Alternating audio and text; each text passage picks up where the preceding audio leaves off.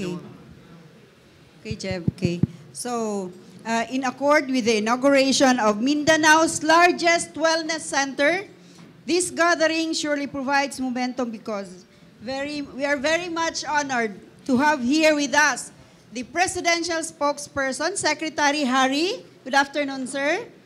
And joining him is as our Mindanaoan, proud Mindanaoan Senator Mig Zubiri. Thank you, guys. Okay. Thank you.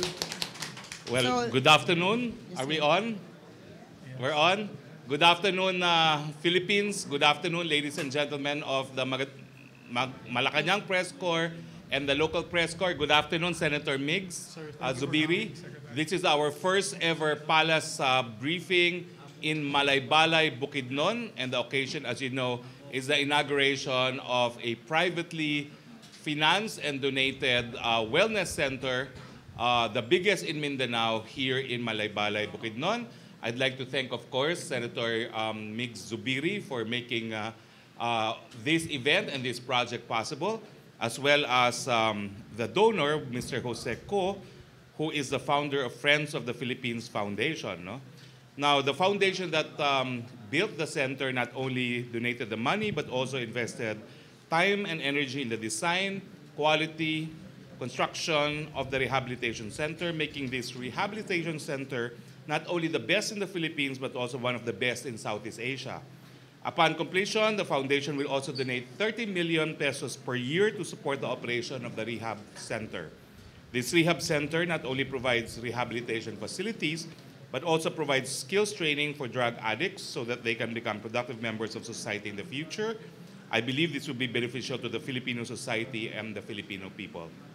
On behalf of the Philippine government, I would like to express our gratitude to the Chinese government, driven by the support of the Chinese government given to the Philippine government's anti-drug campaign. The Chinese-funded Friends of the Philippines Foundation has made a major contribution to the Philippines anti-drug campaign. We would also like to thank Chinese President Xi Jinping. Under the leadership of President Xi and President Duterte, the relationship between the Philippines and China has now entered the best level in history and will continue to be even better. Now, since this is Friday, no? It's unusual that we're having a press briefing on Friday, but because I was on leave yesterday, we're having the press briefing this afternoon. No? Good news, Filipino micro, small, and medium entrepreneurs will now be able to explore other business opportunities and showcase their competitiveness in small businesses. According to the Department of Finance, the Development Bank of the Philippines granted a 13 billion worth of loans as of June 2018, which is expected to provide financial support to our medium and small-scale industries. No? At the same time, entrepreneurs can also avail of financial advisory services by the DBP for free. In addition, the DBP, in partnership with microfinance institutions and cooperatives, will soon open additional lending centers which can be closer and accessible to its clients. Good news, we welcome the positive outlook of Moody's investors, stating that the Philippines is expected to sustain its robust economic growth over the next few years, which is attributed to the government's focus on infrastructure development. This only goes to show that our Build, Build, Build program continues to provide favorable results for the country. According to the Department of Budget and Management, the government's infrastructure spending from January to June 2018 reported an increase of 41.6%, an amount of 352.7 billion pesos compared to last year's 249.1 billion of the same period. Moody's likewise expressed optimism, noting that the government's revenues are seen to further improve, which will keep government debt stable. Related to this, the Department of Finance stated that the package of the tax reform for acceleration and inclusion contributed 33.7 billion worth of revenues in the first half of the year. This surpassed the target revenue by 3.6 billion. Now, we are pleased to announce that the President's Report to the People, 2016 to 2018, Transforming the Nation Through Strong and Decisive Leadership, Malasakit at Pagbabago, is now available to the public and downloadable through the PCOO website. This report complements the President's State of the Nation address, which was concise and straight to the point. As promised, the report presents the government's milestones and accomplishments for the past 2 years and what it plans to accomplish in the years to come in the spheres of peace and security, restoration of faith and trust in government, and providing for the people's basic needs. Okay, so questions. We have this practice already that we alternate questions. First Yes. from the local press corps, then From phone MPC. in or text questions from the From Malacanang MPC. press corps. Okay, So from the local press corps, please. okay, first question from sir. Okay, and please identify, sir. Okay. Good afternoon, Secretary. It's a question from China Xinhua News Agency. We're happy to see a beautiful center here. And we know the money of the center is provided by the Friends of Philippine Foundation, whose leader and founder was a Chinese businessman. And the land was donated by the city government of Malaybalay. And so basically it's achievements of the cooperation between Chinese and the Filipinos. So how do you comment on the current friendship between the two countries' people and how this friendship and people-to-people exchange can benefit the Chinese and the Filipinos? Thank you. Well, I think Philippine-Chinese relationships is at its renaissance. It is at its best. And this wellness center is in fact evidence that this cooperation can in fact bear fruits, as in fact we are witness today to a fruition of this new friendship between China and the Philippines. We hope that there will be other friendships or other projects attesting to these friendships. Just last week, we also inaugurated 2 bridges in Manila to be funded through a grant given by the People's Republic of China. That's further evidence of this renewed friendship between the two countries.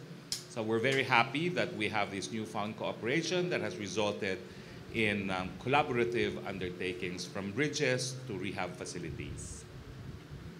Okay, Secretary, thank you. Okay, sir. We have a question here, Secretary, from Joseph Morong from Malacanang Press Corps. How much is the budget for the federalism campaign and the breakdown of the budget? When will it start? And then question number 2, on China, why 60-40 in joint exploration or exploitation? Well, what I know, Joseph, is the consultative committee had a leftover budget of around 50 million pesos. They're finding a way to be able to spend this sum of money for dissemination on the work product of the consultative committee. And if I'm not mistaken, there was a further 40 million, I think from the DILG's budget allotted for dissemination activities. But of the 40 million, 10 million will be turned over to the PCOO for the production of materials. No? Now, why 60-40 on the joint exploration? Because we're following the specific provision in the Constitution, no? That foreigners can participate on a 60-40 basis, meaning 60% Filipino and 40% foreign-owned. Okay, next question from Northern Mindanao, from Pia of ABS-CBN. Hi, Pia. You're here again? Yes, nakaabot, sir. Sir, regarding the dismissal order of the palace kay Odong Corandang, what's the expectation of the palace to the new ombudsman as far as the implementation of the dismissal order is concerned? I think it's very clear that the dismissal order is founded on both facts and law, and that if former Deputy Ombudsman Karangdang disagrees with it, then he can avail of judicial review. No? But meanwhile, it's immediately executory. And we would want to see that the order be implemented immediately as soon as the new ombudsman takes his oath. Sir, aside from the legality of the decision, there are also questions on whether it is ethical for the president to fire the very person that has investigated him. And also the timing of yung paglabas po ng decision, because it seems that the palace now has just awaited the retirement of Ombudsman Conchita Carpio Morales before releasing the order. I think the decision itself will answer your query. It is based solely on facts and the law. Clearly, he violated the Anti-Money Laundering Act himself when he made public certain documents which was later on confirmed by AMLAC not to be accurate. No? So it was really chismis on a matter that should have been handled on a confidential basis. And I think that merits the order of dismissal. No? Now, is it unethical? I think it was unethical for Karandang to have used his office for political reasons because that's clearly what motivated him to use unverified information from the AMLAC in a manner that is contrary to law. Last na last, sir. You said it's immediately executory. I understand di pa nagsisimula si Justice Martires. Who will execute the order, sir? Well, as far as I know, it is the OP that should also implement that, but we leave it to the incoming ombudsman how it will be implemented. We will give him the opportunity to implement that. No? Normally, it's the Office of the President that implements decisions, like in the ERC, no? For presidential appointees. No? But we will await Ombudsman Martires' assumption into his new office, and we would hope that the decision be executed as soon as possible. Thank you, sir. Okay, Pia. Here's a question from Malacanang Press Corps, from Virgil Lopez. Sir, China has suggested military exercises and energy exploration with Southeast Asian nations in the South China Sea, but insists on outside countries being excluded, including the United States. What is the palace reaction to this? Well, that's a manifestation of intent as far as China is concerned. I'm sure defense authorities will study the matter seriously. We find nothing objectionable to the fact that China would want to exclude non-Asians from the military exercise. I think the contemplation of Chinese authorities is to have military cooperation amongst neighbors. So of course, the United States is 10,000 miles away. No? So if the intention is to build stronger relations between military forces who are neighbors, then the United States would really be out of place. Okay. Thank you, Secretary. Next question is from Bukidnon Press Club, Sir Rudy Tahima Cruz. It's about the Lamitan bombing, Secretary. The ISIS claim that those who died there were their own, implying that suicide bombers are now in the country.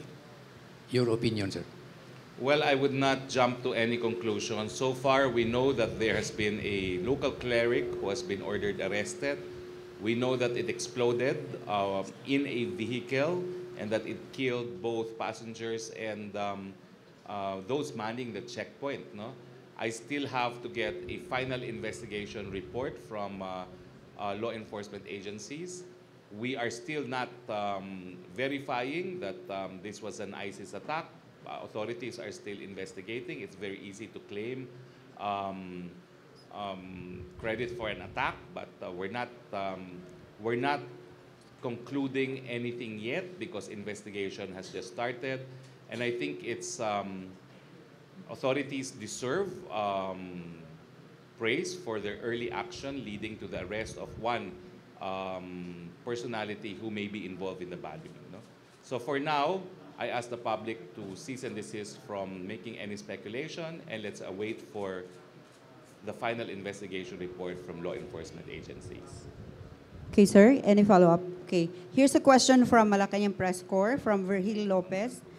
Senator Lacson said yesterday that charter change is just waiting to be cremated in the Senate due to lack of support. He also said that he would agree to a constituent assembly if only the economic provisions will be reviewed and amended. How will the palace convince the Senate to support charter change? Well, I think there are ways and means of convincing the Senate. We prefer to deal with the merits of the proposal to amend the Constitution towards a federal form of government, and we will pursue that course of action. No? I think there is no alternative to convincing them by showing them the merits of the proposed amendments. And we are confident that after giving them a thorough picture of why we think the charter change is meritorious, that many of the senators will agree with the President on this matter. Okay, thank you. Any question? Take note that initially there was no senator that wanted to sponsor Train 2, but after a thorough explanation made by Undersecretary Kua in a radio interview, no less than the Senate President later on agreed to sponsor Train 2. We expect similar development as far as charter change is concerned. Okay, thank you, thank you, Secretary. Next question is from Bukidnon Press Club President, Sir June Arua. This project, the freedom project, is a glaring success, which is also building closer relationship between the Philippine government and the Chinese government. And it is initially situated in Mindanao. Has the donor country and the donor family, the Ko family, not informed the palace that they are willing to expand it through Visayas and Luzon? Well, we welcome, of course, their willingness to expand it, and we would They have not thank yet- them anew for their willingness to cooperate in the ongoing campaign against drugs. But they have not yet informed the palace that they have plans like that. Well, this is the first time for me to learn of these plans, and we welcome it. Thank you very much for the generosity. Thank you, sir. Okay, thank you very much. Here's a question again from MPC, from Tina Mendez. Will admin still push for reimposition of death penalty by amending laws in Congress despite the Vatican's move? I think the matter of the death penalty is in the hands of the senators now. So we leave it to the Senate, whatever decision they may have. No? The President would still try gentle persuasion, but it's really a decision of the senators now. Okay, Senator, don't leave. We need you here also. Okay, so we can accommodate one more. Last question. Okay, sir. From ABS-CBN, Angelo Andrade. Sir, from ABS-CBN Regional. Sir, Seoul said Thursday it had deployed a warship to Libya in an apparent show of force to secure the release of a South Korean national kidnapped along with 3 Filipinos in North African country. Ang Pilipinas po ba, may mga moves din po ba tayo to secure the release of these 3 Filipino nationals along with this Korean po? Alam mo, truth to tell is Secretary Bello and I were supposed to fly to Libya. But it was canceled, I guess, because there were security considerations. But we took steps to prepare for the trip, and it was expressly to rescue the Filipino captains kidnapped by bandits in Libya. No? So your question is, are there efforts? Yes, and it involves hiring very high-level members of government to rescue our nationals in Libya. But I don't know now what the status is, no, because I think security considerations made Secretary Bello postpone the trip to a later date. Thank you, Sec. Merong pahabol dito. It's just like same question kanina, pero papabasa pa rin niya. Same as last question kanina. From Nat Mariano, Ma'am, paas po sana kay Spokes. Vatican daw announced kahapon that Pope Francis has declared the death penalty inadmissible in all circumstances. Tuloy pa rin po ba ang administrasyon sa pagpasa ng death penalty sa bansa, sir? Well, gaya ng sinabi ko po kanina, no, prioridad pa rin po yan ng administrasyon na ibalik ang parusang kamatayan para sa mga seryosong drug-related na mga offenses. Pero ang desisyon po, dahil naipasa nito ng Kamara, ay nasa Senado na po. Okay, thank you very much. So again, I'd like to thank Senator Migs Zubiri, Governor Joe Zubiri, the Ko family, and of course the ladies and gentlemen of the local press corps as well as the Malacanang press corps for their usual participation in our press briefings. So Thank you if very there are much. no more further questions from Malaybalay, Bukidnon for the first time, this is your spokesperson, Harry Roque, saying good afternoon. Okay, thank you very much, Rocky. So, RTVM, thank you. ABS-CBN, GMA, Radyo Pilipinas, PTV4, TV News 5, DXGT, all the Bukidnon radio stations and print outlets. Daghang salamat. RTVM. So, sir, back to studio.